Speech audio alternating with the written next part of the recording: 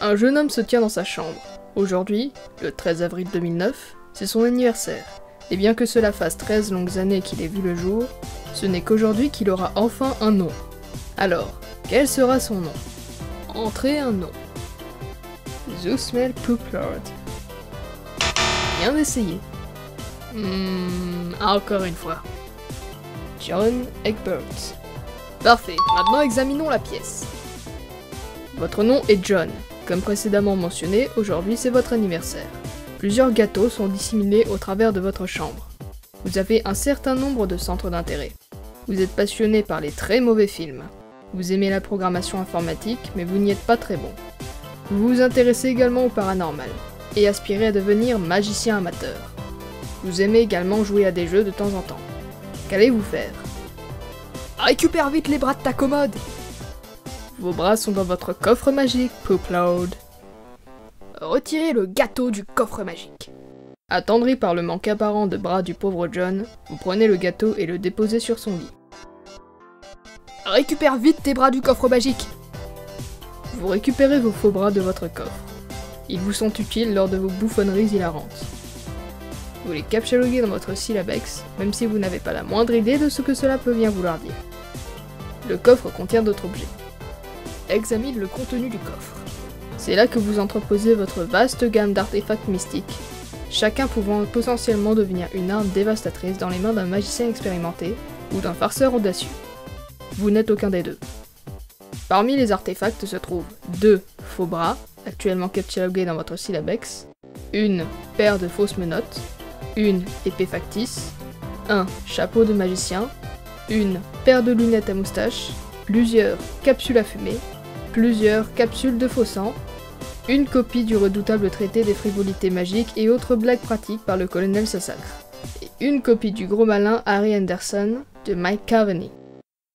Certains de ces objets finiront sans doute par être utiles à un moment ou à un autre, mais pour l'instant, vous décidez de n'emporter que les capsules à fumer. Captchalogue les capsules. Vous stockez les capsules à fumer dans une des cartes captchalogue de votre syllabex. Vous n'êtes toujours pas tout à fait sûr de ce que cela signifie, mais vous commencez à vous habituer au jargon. Il reste 2 cartes captchalogue. Équipe les faux bras! Vous n'êtes pas tout à fait sûr que équiper soit un verbe compatible avec le comportement abstrait que semble exhiber le médium dans lequel vous êtes coincé, mais vous décidez de tenter le coup. Malheureusement, vous ne pouvez accéder à vos faux bras. Leur carte est coincée sous celle que vous venez d'utiliser pour captchaloguer les capsules à fumer. Vous allez devoir utiliser les capsules avant de pouvoir accéder à vos bras. Un geste peu avisé qui ne servirait qu'à enfumer votre chambre. Le modus que suit actuellement votre syllabex est réglé sur une logique de structure d'empilage de données. Vous n'avez jamais été bon avec les structures de données et avez toujours trouvé le concept compliqué et légèrement agaçant. Mais avec un peu de chance, peut-être que vous finirez par progresser vers un nouveau modus organisateur, avec un peu plus d'expérience. Examine le poster de Problem Sluff. Est-ce qu'un détective peut avoir l'air encore plus endurci que ça? Ce poster est probablement le meilleur achat que vous ayez fait. Il a une très jolie place sur le mur à côté. Vous décidez que vous y accrocherez un autre joli poster. Lis la note sur le bureau. Joyeux anniversaire, fils. Je suis fier de toi. Ce petit mot est imprégné de riches arômes de l'après-rasage et de l'eau de Cologne paternelle. Sous le mot se trouve un poster enroulé. Prends le poster. Un autre artefact d'anniversaire. Vous vous demandez ce qu'il y a dessus. Il va vous falloir un moyen de l'accrocher au mur. Sers-toi du marteau et des clous. Ils se révéleront utiles.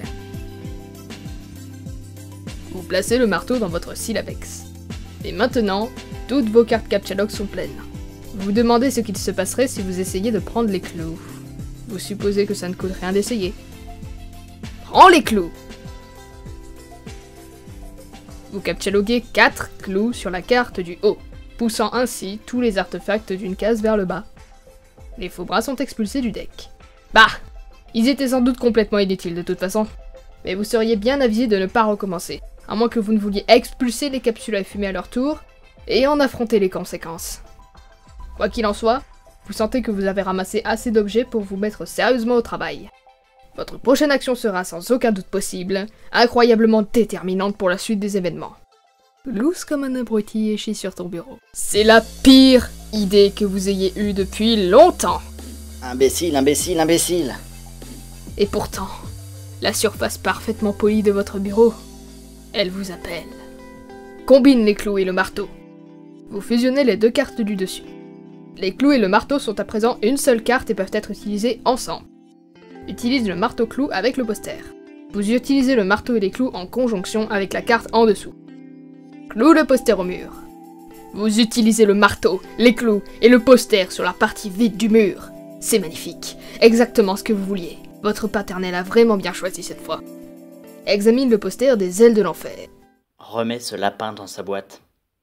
J'ai dit remets le lapin dans sa boîte. Pourquoi est-ce que tu n'as pas remis le lapin dans sa boîte? Examine le poster de Deep Impact. Le maniérisme si particulier de Morgan Freeman le qualifie particulièrement bien pour un président devant faire face à une crise. Les eaux se soulèvent, les villes tombent, l'espoir survit. Wow. Les films catastrophes apocalyptiques vous fascinent. Et un président noir? On aura tout vu, n'est-ce pas? Examine le calendrier. Vous y avez entouré la date de votre anniversaire, le 13 avril. Également entourée se trouve la date à laquelle la tant attendue bêta de Spur bat démarrer. Ça fait déjà 3 jours, et c'est devenu un sujet plutôt douloureux pour vous. Mange le gâteau. Vous en avez déjà mangé toute la journée, et vous ne pouvez plus avaler une seule miette. Et vous n'avez aucune intention d'encombrer votre syllabex avec non plus. Le gâteau reste ici pour l'instant. Vous entendez le bruit caractéristique d'une alerte s'échappant de votre ordinateur. Quelqu'un essaye de vous contacter. Examine le message. Vous vous installez à votre ordinateur. C'est là que vous passez le plus clair de votre temps. Votre bureau est décoré d'un magnifique wallpaper que vous avez fait vous-même. Vous en êtes très fier. Votre bureau est également parsemé de divers programmes incomplets. Vous êtes tellement mauvais à l'art de programmation que vous vous demandez même pourquoi vous essayez. Votre Pesterchum clignote. Il semblerait que quelqu'un soit en train d'essayer de communiquer avec vous. Lance Pesterchum. Un de vos chums est en ligne. Il vous a envoyé un message. Affiche le message. Alors, quel super truc t'as eu aujourd'hui? Un poster de Little Monster. Il est énorme. Je vais le re-regarder aujourd'hui du coup. J'adore la scène avec le jeu de fruits. Putain de coïncidence. Je viens de trouver une bouteille de jus de pomme dans mon armoire. C'est carrément Noël. Si tu veux, mais avant, juste une question et un petit conseil. Est-ce que tu as déjà vu un certain film titré Little Monster, avec Howie Mandel et Fred Savage? Mais il a pas encore été débouché. Tu penses que quelqu'un a pissé dedans à l'usine? Tu penses vraiment que Howie Mandel en mode monstre n'a pas le pouvoir de faire un truc aussi simple que de reboucher une bouteille? Réfléchis 5 minutes, triple buse. Tiens, d'ailleurs, et comment le gros je sais pas qui l'a bu savait quel goût avait la pisse? Sa réaction était quasi instantanée. Ça faisait la 15e fois d'affilée que Howie Mandel pissait dans son jus. Ça se tient. Ces enfoirés de célébrités monstrueuses de films B sont des farceurs aussi audacieux que persistants. Et Fred Savage a une putain de tête à claque. Mais on s'en fout en fait. T'as eu la bêta? Non. Et toi? J'ai déjà 2 copies. Mais je m'en fous, je jouerai pas, ça a l'air chiant. T'as vu comment je t'ai fait déboîter dans Game Bro? Game Bro est une grosse blague et on le sait tous les deux. Ouais. Tu devrais quand même aller voir ton courrier au cas où. Pas bête. Regarde par la fenêtre. Vous voyez votre jardin depuis votre fenêtre. Accroché à l'arbre se trouve un pneu balançoire. Un jardin sans pneu balançoire, c'est comme un gentleman respectable sans monocle. À savoir que ce n'est pas du tout un gentleman respectable. Et derrière se trouve le petit chemin qui mène à la boîte aux lettres. Examine la boîte aux lettres. Le petit truc bidule rouge drapeau, peu importe comment ça s'appelle, est levé! Mais c'est vrai ça. Comment ça s'appelle? Pas de temps à perdre avec ces histoires de vocabulaire. Le petit levier chaud signifie que vous avez du courrier, et donc que la bêta est peut-être dedans. Va dehors et ramasse le courrier.